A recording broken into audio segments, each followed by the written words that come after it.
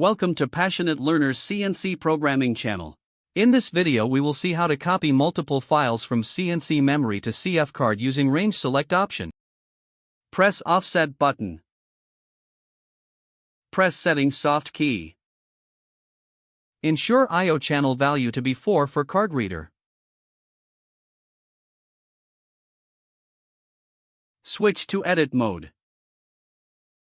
Press Program button. Press Folder Soft key.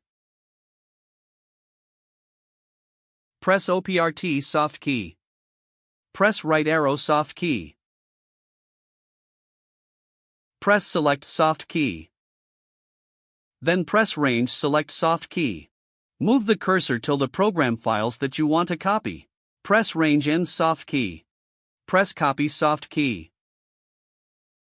Press Back Arrow Soft key. Press OPRT Soft key. Press Device Change Soft key.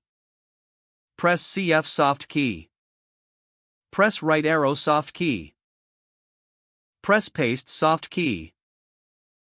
You can see that the selected programs are been copied to card reader. Thank you for watching the video.